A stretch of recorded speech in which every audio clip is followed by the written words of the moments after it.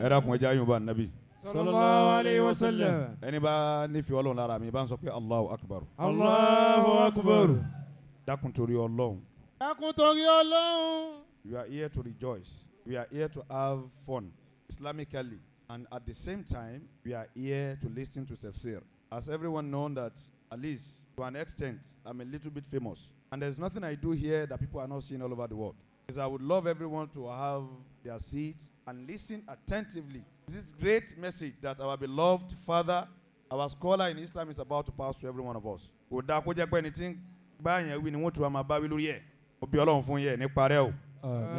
ẹ̀yin tẹ́ wà ń bì ní mo kí màá farabalẹ̀ kí gbogbo wa ń kálukú àjọ sọ̀rọ̀ àjẹun àṣẹ fàájì fàájì tó dáa ni kì í ṣe fàájì tọ̀hún ẹ̀yà máa la o mà nàìjà wà ń bí ó ń gbé mi. Bàbá wa tí wọ́n fẹ́ bá a sọ̀rọ̀ yìí wọ̀n ráyè nù ayé èèyàn ńlá sì ni wọ́n. Àfáà ni wọ́n, ọ̀mọ̀wé tún ni wọ́n. Béèyàn bá dẹ̀ fẹ́ ṣe rí lọ́la èní ní ojú wèé bẹ́ẹ̀mi náà ṣe fẹ́ rí lọ́la lèmi náà ṣe tèmi báyìí. So uniqueness yẹn gbọ́dọ̀ máa jáde nínú ṣe sí wa. This baba here ẹ gbàgbé agbádá ẹ gbàgbé nínú agbádá lénìí. Ọ̀rọ̀ agbára kọ́ ìmọ̀ lójókòó yìí ẹ̀yin náà wà rí bóyá bẹ́ẹ̀ ni àbí bẹ́ẹ̀ kọ́ nísìn. Tó bá wá débi kánáwó fàáfẹ́ ẹgbẹ́ ẹni wàláhì ọ̀gá ni wọ́n ń bẹ̀. Bí bàbá yìí ti tó èmi tún máa ń gbé Ramadan tafsiri lọ káwọn ọmọlé tí wọ́n á tún gbà. A tún bọ̀ ń bẹ̀ ní on the 11 kọ́ni báwọn. Tó wọ́n bàbá wa gbà Maulana Sheikh Atanda Garu ilé Garu ọlọ́mọdé parẹ́. Gbogbo òṣèré tó fẹ́ lò fún wa wáàsí pọ̀ tá a gbọ́ o èmi gan ń ṣe wáàsí gbogbo alájọ ṣe wáàsí. O ti ye but ẹ jẹ́ àkọ́kọ́ kẹ́kọ̀ọ́ náà nínú ìta bá wa kún ẹ̀ làwọn ò deliver àbí Ọlọ́run kó jáde bàbá wa pẹ́ torí Ọlọ́run èmi máa ń ṣíìsì fóònù èèyàn o èèyàn bá ti tẹ fóònù yàtọ̀ sí kún rìkọ́dù mo lè ṣíìsì ẹ̀ fún ìṣẹ́jú méjì ẹ dákun torí Ọlọ́run inú àwẹ̀ la wà ẹ jẹ́ gbọ́ wá sí fasalaamu alaykum wa rahmatulah. Wa alaikum salam wa rahmatullahi wa barakatuh. So in a nutshell, allow me to invite to the podium to deliver lecture with honor. Akí àwọn bàbá àgbàlagbà tí wọ́n ń bọ̀. Bàbá wa Awíkoko. We recognize your presence, Baba wa Awíkoko. You are welcome. Allahu Akbar. Awíkoko lójú ọlọ́rọ̀. You are highly welcome. You are highly welcome, sir. Bàbá wa Sheikh Abdulrahman Asayuti Awíkoko. Alajari. Baba Sheikh Abdulrahman Asayuti Awíkoko. You are highly welcome. Mashallah. Oh. Allahu Akbar. It's good to be good. Allahu Akbar Kibira. It's good to be good. It's good to be good. So I'm about to invite to take the microphone to deliver that special lecture today. Allow me to invite Sheikh Alhaji Engineer Lukman Garu. فليتفضل مشكورا. You're highly welcome, sir.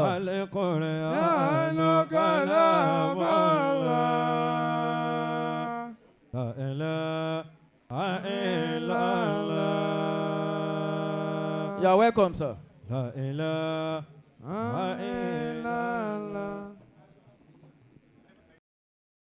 أعوذ بالله من الشيطان الرجيم. بسم الله الرحمن الرحيم. الحمد لله رب العالمين والصلاة والسلام على أشرف المرسلين سيدنا محمد وعلى آله صلى الله عليه وسلم وصحبه وسلم آمين. آمين. اللهم اغفر لي ولوالدي والمؤمنين والمؤمنات والمسلمين والمسلمات الأحياء منهم والأموات. وبعد adúpẹ́ fún Ọlọ́run ọba. Alhamdulillah. A fi ẹ̀yìn fún Ànábì wa Muhammad. Sallallahu alayhi wa sallam. Ọlọ́run kó gbọ́ pẹ́ wa. Àmín ya Allah. Ọlọ́run kó gbọ́ yìn wa. Àmín. Tẹ́ bá wo ìdúró tèmi ẹ rí i pé àáfàá oníwàásí bí wọ́n ṣe sọ tí ò lájà náà sì ni. Abẹ́ẹ̀ rí bàbá ní uniqueness kan wà nù ẹ̀ bóyá ń gbà tá a bá fi sọ̀rọ̀ tán bóyá gbogbo wa rí uniqueness yẹn. Mo fi àwọn àgbàlagbà gbòǹgbò mẹ́ta tó dilẹ̀ Yorùbá mú tó di Nàìjíríà mú látòdì bàbá wa Sheikh Kamaluddin Al-Adabi. Rahimahullah ta'ala. Ọlọ́mọba kẹ́ wọn. Àmín. Bàbá wa agbógunmátì Sheikh Adam Abdullahi Al-Ilori. Ọlọ́mọba kẹ́ wọn. Àmín. Bàbá wa Yusuf Lágbàjì. Ọlọ́mọba kẹ́ wọn. Àmín ya Bó bá Allah. jó ní kéwù ńlẹ̀ Yorùbá. Àmín. Ó gbọ́nà mẹ́ta ìkọ́nú mẹ́ta ìkọjá. Masha Allah. Àfi tí wọ́n kí mo ti lọ rú agbo báyìí pẹ́. Allah.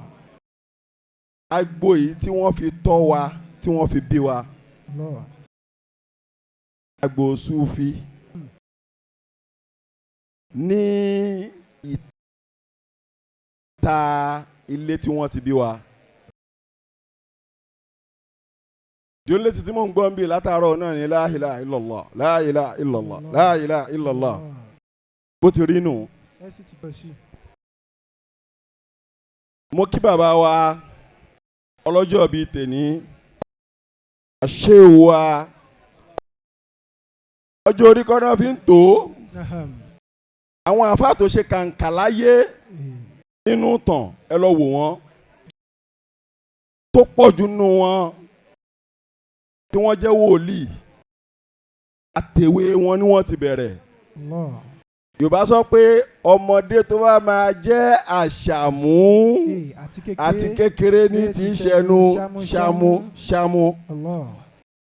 Ọdún mélòó làwọn bàbá wa àbí wọ́n ti di bàbá náà nù àbí Masha Allah. ipò téèyàn bá ti wà tó bá ti ń réèyàn èèyàn máa wà nípò ọmọdé ńgbà míì á rè àgbàlagbà Allah. ààyè bẹ́ẹ̀ làwọn bàbá wa wà Ọlọ́run ní jẹ́ra padà sí aburú. Amina. wala hawla wala quwwata illa billahi al-aliyyil azim. Happy birthday to you. Long life and prosperity. Long life and posterity. Amin. Mi gígùn àlàáfíà ara istijaba tí jẹ́ kí wìláyà kó ṣe é lò Ọlọ́run bá jogún ẹ̀ fún yín. Amina. Ṣẹ́ra bàbá wa tó ń jókòó yìí fertilizer ni wọ́n. Ajílẹ̀. Kí ni mo pè é? Fertilizer. Kí n tó kúrò lórí pódíọ̀mù yìí ẹ dákun torí ọlọ́tọ́rí mi nígbà ju bóyá bí 20 minutes lọ. Inshallah. Màá sọ̀túnmọ̀ bí wọ́n ṣe jẹ́ fertilizer fún yín. Tó bá fẹ́ sá díẹ̀ ẹ dákun ẹ pè mí padà pé mo ní fẹ́ sọ̀túnmọ̀ tí bàbá ṣe jẹ́ fertilizer. Bá ti já jílẹ̀. Àti nǹkan tí a fi fertilizer ṣe. Bí a ṣe lè lo fertilizer tá a fi kórè tó pọ̀. Allahu Akbar. Nígbà tí wọ́n introduce mi wọ́n la fẹ́ gbọ́rọ̀ Ọlọ́run. Ọ̀rọ̀ Ọlọ́run náà la fẹ́ gbọ́. La fẹ́ gbọ́. Bẹ́ẹ̀ ọ̀rọ̀. Assalamu alaikum. Ẹ káàbọ̀ yín yá wa. Ẹ káàbọ̀. Ẹ ṣé gan. Mo ti kú òǹlé kéwú ní ìsìn. Ti súnmọ́ ọgbọ̀n ọdún. Allahu Akbar. 1993 mo kú òǹlé kéwú. Ọpẹ́. 1993 ni mo kú òǹlé kéwú. Ọpẹ́ púpọ̀. Lọ́dọ̀ àwọn bàbá wa ní Ìlọrin Sheikh Kamaluddin Al-Adabi. Ọlọ́run ní kí n ní opportunity nínú àwọn tí wọ́n wọnú class tí wọ́n fi ṣọ́ọ̀kì kọ́. Allahu Akbar. Ẹ̀rípọ́dún náà ti pẹ́ díẹ̀. Ọpẹ́. Ó ti pẹ́. Bẹ́ẹ̀ wọ́n tọrọ àlùbáríkà fún wa. Wọ́n ní gbogbo bí tá a bá yà sí Ọlọ́run fa àlùbáríkà sí. Allahu Akbar. Ọlọ́run wa ṣe bẹ́ẹ̀. Àwa yà bí àyà bí. Bẹ́ẹ̀ nínú àníyàn mi láti lẹ̀ tẹ́lẹ̀tẹ́lẹ̀. Tí máa sábà ṣe ńgbà tọ́lọ́ ní kí a ní àyè ká jókòó púpọ̀. Máa sọ fọ́lọ́run pé Ọlọ́run ọba ò dákun torí Ọlọ́run má yọ mí kúrò láwùjọ àwọn àáfàá. Amina. 30 years down the line, 20 years down the line, 10 years down the line. Àwa bẹ̀rẹ̀ sí ní ìṣètàyé, àṣìṣe, akọ́ṣẹ́, àṣe gbogbo ẹ̀. Ọlọ́run tún gbàdúrà bó ti ń kó mọ́. Wọ́n á tún yá láti bí ọdún bíi 5 kan nísìnyí, wọ́n á tún máa pè mí pé àjẹwà ẹ dákun torí Ọlọ́run la fẹ́ kẹ́ wá bá wa sọ̀rọ̀. Ṣẹ̀rí pàdúrà àjọ sí ṣọ́gbà àbí ó gbà? Ó gbà. tọ́píìkì tí wọ́n fún mi lẹ́nìí mo máa ń sọ láàyè kan ẹ bá ṣàkíyèsí dáadáa ní ìtẹ́mi máa ń sábà sọ self discovery ní tọ́píìkì tí wọ́n fún mi kí n wá sọ ń pa ẹ̀ báwo la ṣe fẹ́ discover ara wa gbogbo wa mo máa ń sọ fáwọn èèyàn with my experience àti exposure àti ẹ̀kọ́ kò sí ẹni tí a bí nǹkan tó máa sọ di billionaire mọ́. Allahu Akbar. Ni mo sọ kò sí ẹni tí a bí tí ó sọ di millionaire kò sí ẹni tí a bí mọ́. Allahu Akbar. Kí ló ṣẹlẹ̀ tí gbogbo wa ò fi jẹ́ billionaire? Kí ló ṣẹlẹ̀ tí gbogbo wa jẹ́ millionaire? Kí ló tà jẹ́? Àkọ́kọ́ nìyẹn. Ẹ̀kejì ń bẹ kí ló dé tó jẹ́ pé lẹ́nu ọjọ́ mẹ́ta yìí lẹ́nu bí ọdún mélòó kan sí ìsìn kí ló dé tó jẹ́ pé tá a bá ń sọ̀rọ̀ poverty tá a bá ń sọ̀rọ̀ òṣì ó wà synonymous sí mùsùlùmí especially pàápàá nílẹ̀ Yorùbá bá wa ń bì. Allahu Akbar. Inú mi dùn agbo tí mo wà yìí àwọn YouTube pọ̀ ń bì dáadáa àwọn màmá wa náà pọ̀ ń bì dáadáa kí ló dé kí bá yí bọ́lọ̀ ń ṣe kí àwọn bàbá wa yìí àwọn ojú tí mò ń rí àwọn ojú tọ́lọ́ ń gbàdúrà púpọ̀ ní láti bí stijaba ara ẹnìkan kan wa àti leveraging kí ní kan tó rí gbogbo máa ń pè leveraging látara àwọn bàbá wa yìí. Masha Allah. Ọlọ́run ní dọ̀rọ̀ yín rú. Àmín. Èmi wá ń ṣe ìgbìyànjú kan tí n bá ti wá jáde. Ìgbìyànjú tí mò ń ṣe ni pé ẹ bá wo àwọn apá kejì wa nínú ilé ìjọsìn wọn wọ́n á sọ̀rọ̀ Ọlọ́run wọ́n á tún sọ̀rọ̀ báwọn èèyàn wọn ti gbélé ayé. Ẹ bá ṣàkíyèsí most of ilé ìjọsìn àwọn apá kejì wa ìtọ́pọ̀jù ní nǹkan tí wọ́n ń ṣe lọ́wọ́lọ́wọ́ ní tí wọ́n bá sọ̀rọ̀ Ọlọ́run wọ́n motivate àwọn èèyàn wọn ni. Allah. Òun lẹ ṣe ń rérò nítorí pé ṣe rí etí wa yìí báwọn ṣe rí létí wa ṣe rí. Allah. Tí ẹ bá fi nǹkan tó dùn sẹ́nu ẹ tún fẹ́ fi sí ẹ tún fẹ́ fi sí ẹ tún fẹ́ fi sí. Allah. Tí nǹkan bá kan tá a bá fi sẹ́nu kí la máa ṣe àṣújú pọ̀ bẹ́ẹ̀ náà létí bá gbọ́ nǹkan tó dùn a fẹ́ máa gbọ́ sí i. Yóò fẹ́ máa gbọ́ lọ. Tó bá gbọ́ ètò máa dùn a fẹ́ máa gbọ́ sí i. Tẹ́tí bá ń gbọ́ ètò dùn a máa tún ọkàn ṣe a máa tún làákàyè ṣe a máa tún ara ṣe láì jẹun èèyàn á sì máa yó. Allahu Akbar. Àmọ́ tẹ́tí bá gbọ́ kan yòókù kí ló máa ṣe? A gbomi ojú. Bí o gbomi ojú a sọ ara di kòròfo. Àwọn ènìyàn aláàjì kí wàá ló ṣe lẹ́nu ọjọ́ mẹ́ta yìí ẹ máa ń rù ú.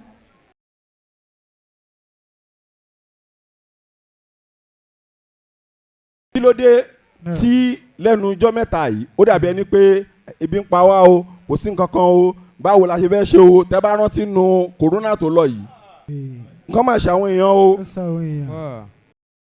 nǹkan máa ṣe àwọn èèyàn o àkí àwọn ṣé wa nǹkan ṣe àwọn èèyàn púpọ̀. Ó jẹ́ pé tí ó bá kọjá àsìkò tó lò yẹn díẹ̀ ló kù kọ́lọ́n kó ṣàánú wa díẹ̀ nínú wa tó tún dàbí ẹni pé ó ṣe díẹ̀ fún àwọn tí ò ní ò bá fẹ́ sọ wọn bá fẹ́ sọ àwọn yẹn náà di aláìní. Àṣírí ti tú wípé owó tí Nàìjíríà ní kò lè bọ́ wa má jà tanra wa. Allahu Akbar. Wọn kan máa ń sọ fún ẹgẹ ládùúgbò owó tí Nàìjíríà ní tí wọ́n bá pín kinní kan mílíọ̀nù fún èèyàn kankan ó máa kárí irọ́ ni o kò sí nǹkan tó jọ. Tí wọ́n bá ní kán pín palliative fún wa lọ́dún kan wàláhì Nàìjíríà máa wọ demorage. Agbára Ọlọ́run ibi tí mò ń lọ́kọ̀ yẹn ibi tí mo wá ń lọ báwo la ṣe fẹ́ tààpù dáadáa oríire ìdùnnú tó wà láàrin kankan wa a neglect tá a wá nǹkan kan ṣe sí i. Àwa mùsùlùmí la máa ń fẹ́ nǹkan ọ̀fẹ́ a fẹ́ sanwó fún nǹkan ọ̀fẹ́ la fẹ́. Òbí tá a wà yìí tọ́lọ́mù bá gbàdúrà wa ló máa jẹ́ mùsùlùmí ló ní àyè tá a wà yìí. Tọ́lọ́mù bá gbàdúrà wa ló máa jẹ́ mùsùlùmí ní. Allah. àmọ́ bí ò bá jẹ́ bẹ́ẹ̀ agbára ọlọ́run sísí ẹnìkankan wá nù wá ń bì àwọnú àpò onítọ̀hún yẹn torí pa àdúró ń bí afẹ́ ṣènáwó àbúrò ni mo pa. Allahu Akbar. Kò sí rọ́ńbẹ́. èlò nínú àwọn mùsùlùmí wa lóru nù báyìí ó dé ní Allah. mi ń fẹ́ gùn bẹ́ẹ̀ tó kàn wá ni mo fẹ́ sọ ń pa ẹ̀ self discovery náà ní sọ ń pa ẹ̀ o à ń bọ̀. lẹ́nìí gbogbo ààyè ni mo ti máa ń sọ Allah. nǹkan ẹyọ kan ló kún fún mùsùlùmí nílẹ̀ Yorùbá lẹ́nìí nǹkan ẹyọ kan ló kún fún wa tó bá ń wá ká lò dáadáa tó bá ń wá yà àṣà ṣé Buhari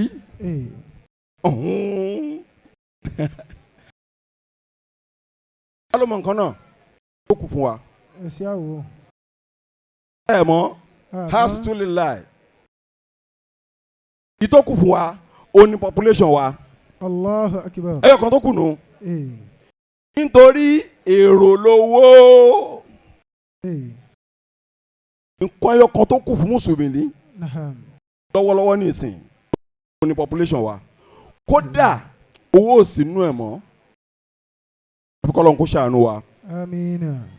ẹ bá wo àdúgbò kan bóyá a bá níbi mọ́ṣáláṣí 10 àbí ìjọ 10 tí gbogbo wa bá ń ṣe invitation wa ẹ̀ẹ́rí pẹ́ nìkan àbáwọn méjì náà ni gbogbo wa máa mú invitation father of the day mother of the day lọ fún.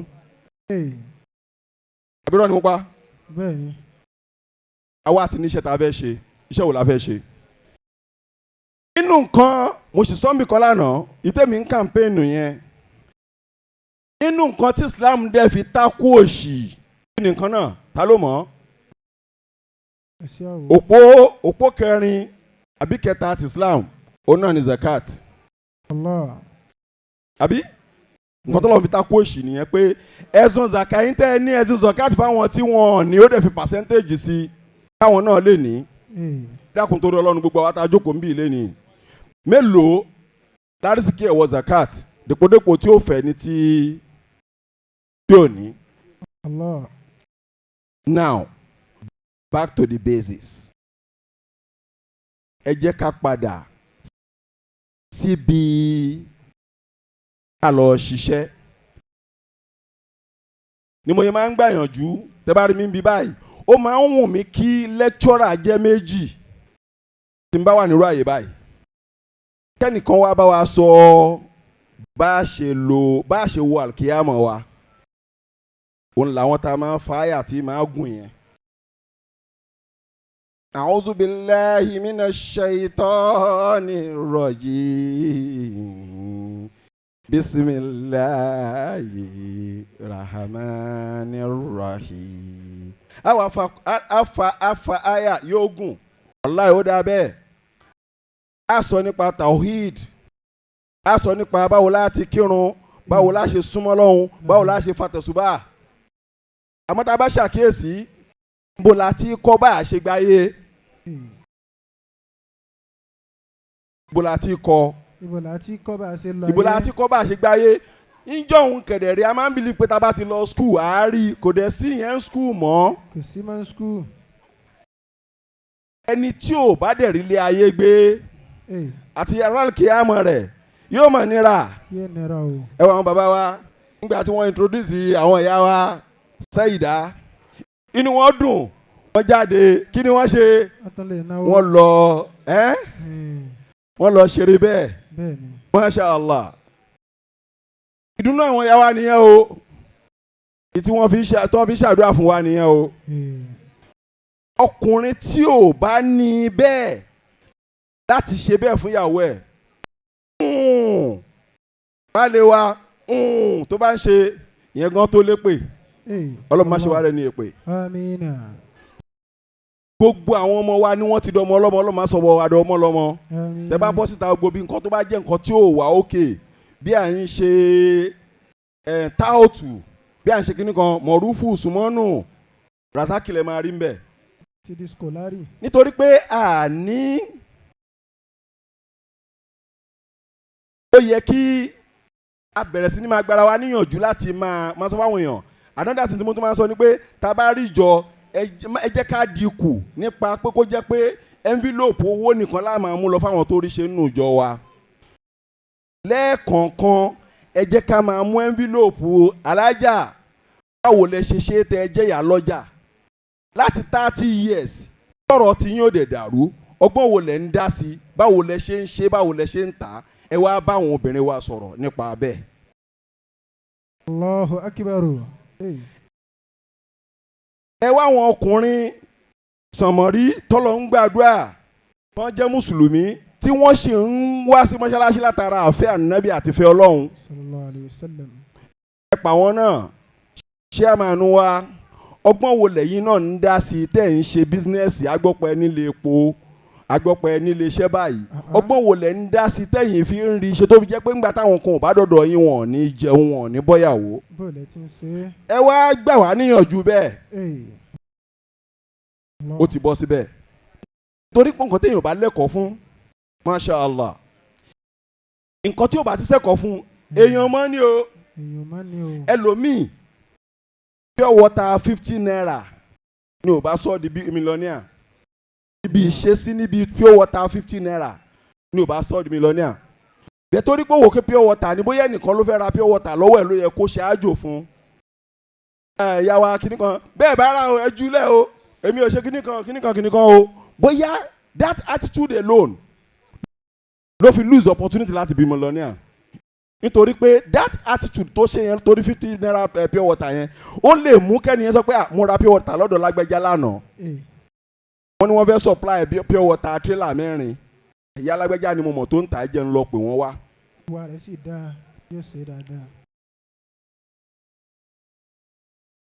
discover yourself jẹ́ káwa mùsùlùmí ká discover ara wa níbi tí jọmọ́ tí mo sọ máa dá wa ní ẹ̀yìn mi ì fẹ́ lọ sí díẹ̀ kọ́ torí pé ó nídìí ká gbọ́ lágbọ̀ọ́yé wọ́n pe kíní olóyìnbó ń pe kíní kan ní crowdfunding òun ni wọ́n ń lò lọ́wọ́lọ́wọ́ ní ìsìn tẹ́ ẹ̀ bá fẹ́ yáwó táwa lò yẹn mo mọ àwọn tó ń lò dáadáa because borrowing tó ní interest nínú Islam kò fara mọ́ a bá ṣe crowdfunding ó kàn yẹ pé ẹrú thrift máa ń bè mí ni ẹrú thrift máa ń bè mí aláàjì nígbà ẹ jẹ́ ká ṣe cooperative ẹ má bínú cooperative táwọn yẹ pé a máa dáwó táwọn kan máa gbowó akíní ẹrú ẹ má bà mí torí àwọn kan á gbowó àwọn kan gba wọn á já but we can do cooperative of investment where we come together and say alájà iye tó ní kálukú bá ní ẹ jẹ́ ká lọ ṣe investment ẹni tó bá mú 10 naira wá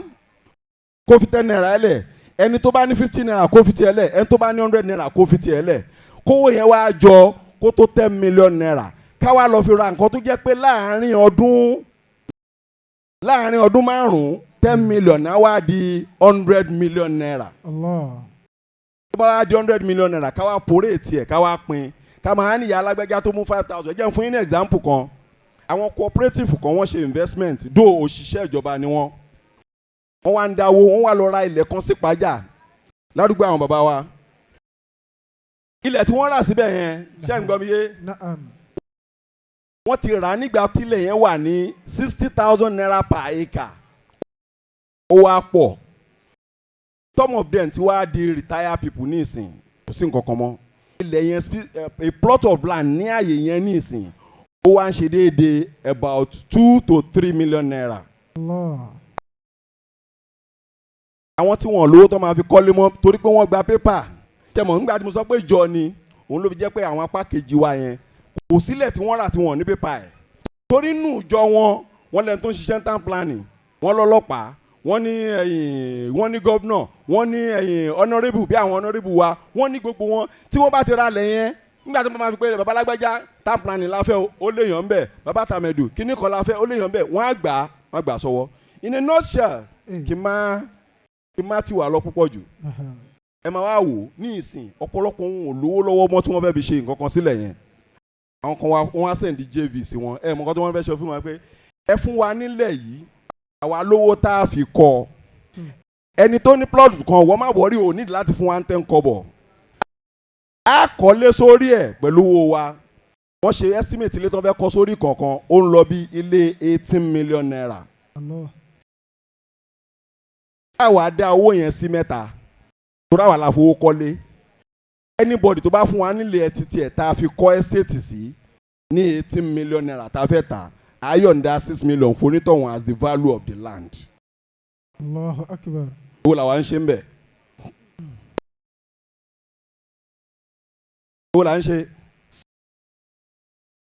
self discovery eléyìí jẹ́ general one ẹ jẹ́ ká lọ discover kí ni potential táwọn èèyàn kankan wà ní ó fi dórí àwọn òbí wa ẹ dákun torí Ọlọ́run gbogbo alábẹ́ lọ school nísìn ẹ̀yin òbí wa Ọlọ́run bá bò yín láṣìírí o Ọlọ́run ò ní dọ̀rọ̀ yín rú o gbogbo àwọn ọmọ wa ni wọ́n dúró sí wa lọ́rùn àfi kí n lọ school ọ̀rọ̀ òdẹ̀dá òṣòro sọ ni ọmọ mi school kọ́ ló máa solve problem ẹ̀ kò sí nǹkan tó dáa jù kọ́ mọ́ lọ léèwé bẹ̀t káàkà mọ́ níwọ̀nba kádẹ̀mọ́ ọmọ tó fẹ́ lọ léèwé yàtọ̀ sọ́tọ́ mọ́ jẹ́ tó bá ti ní basic education gbogbo pé èèyàn ọmọ òyìnbó sọ gbogbo pé èèyàn gúdù ní school tó bá ti kọjá secondary school ẹgbàgbé ẹ̀ ọmọ yẹn olódo ni báyẹn ká tanra wa ọmọ tó bá ti jáde secondary school tí ó bá ti mọ òyìnbó sọ kò lè rí sọ́n university. La ilaha illallah.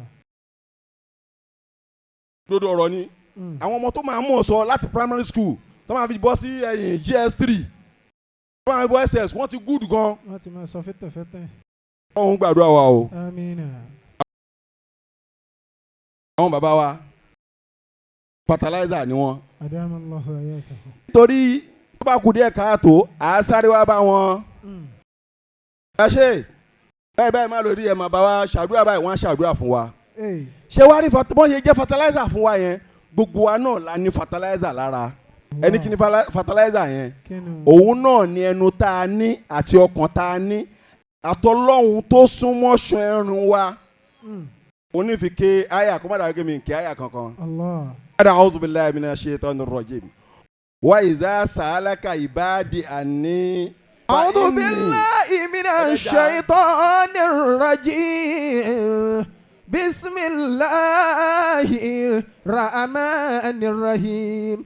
وإذا سألك عبادي أني فإني قريب أجيب الدعوة داعي إذا دعاني فليستجيبوا لي وليؤمنوا بي وليؤمنوا بي لعلهم يرشدون. بارك الله فيك. آمين.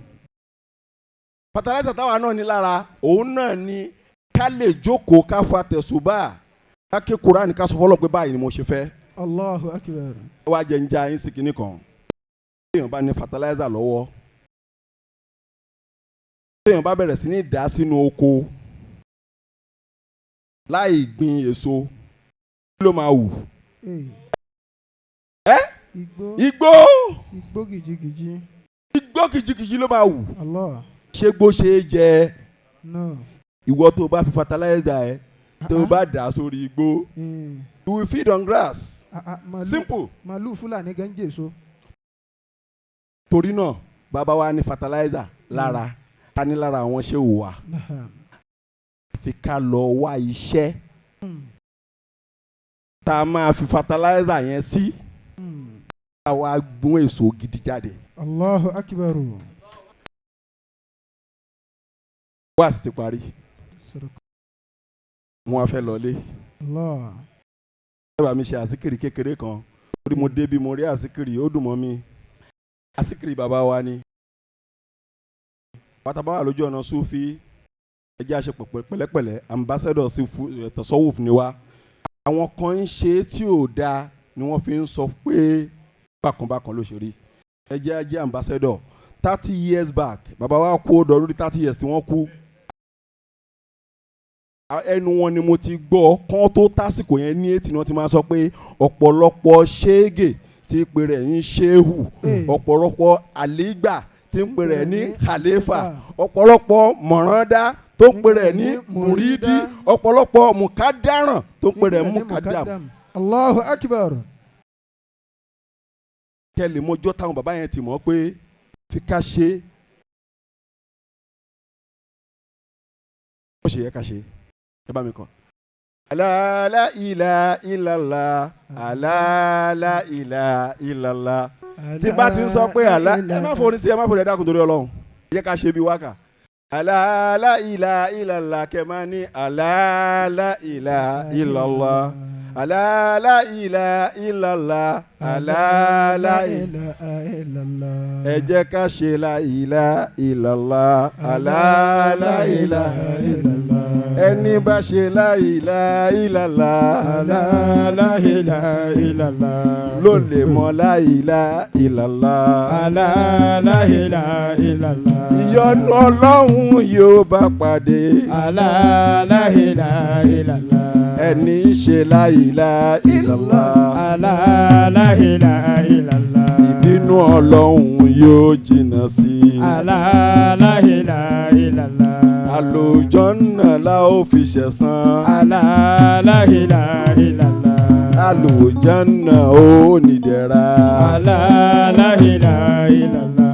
Ohun ànábì náà ó jọ jókòó ala la ilaha illallah. Ohun Muhammad náà ó jọ jókòó ala la ilaha illallah.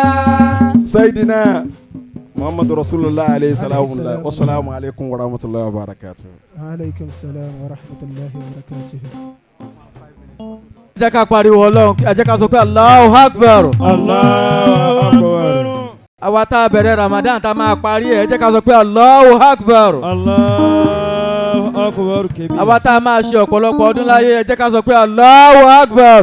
Allahu Akbar. Ah bàbá, a dúpẹ́ fún yín o. A dúpẹ́ púpọ̀ púpọ̀. A lè dá ọpẹ́ yẹn tán. Ọlọ́run ló máa bá a dúpẹ́ fún yín sà. A rí nǹkan mú púpọ̀ jù nínú nǹkan tẹ́ ẹ sọ. Àsìkò ọgbà mi láti summarize it, I would have loved to summarize it. But mo rò pé gbogbo wa láti gbọ́ and we've digest it. We are going to work on it in our various society, Asalatu. MashaAllah. And I believe it will go a long way to empower ourselves and to help us to move forward in life. Gbogbo nǹkan tí Ọlọ́run bá ṣe fún yín, Ọlọ́run ní fi ọwọ́ bàjẹ́ kan o. Amina. Gbogbo nǹkan tí Ọlọ́run bá ṣe fún yín lọ́mọ pátápátá, àrídùnnú Ọlọ́run máa ṣe wọ́n fún yín. Ẹ jọ̀ọ́ ẹ jẹ́ kó wálẹ̀ pátápátá. Ẹ jẹ́ ó wálé. Ọlọ́run ní ṣe wọ́n láre ìbànújẹ́. Amen. Lecture tá a rọra gbọ́ lẹ́nu yín wẹ́rẹ́ yìí, mi mọ rírì ẹ̀. A mọ rírì ẹ̀ púpọ̀. Because máa attend seminar gan sir. Allah. Mo believe pé tí wọ́n bá gbé yín lọ fún seminar as facilitator sir, ẹ lè gba less than 200 to 300,000 naira to deliver us this lecture. Òun la gbọ́ lọ́fẹ̀ẹ́ yìí. Èmi rí nǹkan mú bẹ́ẹ̀ tẹ́ bá ní kí n kọ ìwé lórí ẹ̀ wà láì máa kọ. Allah. Ọlọ́run ní jọba làákà yín sir. Amina. I'm so blessed to be here today. MashaAllah. Thank you so much baba. Now ètò náà ti wá dórí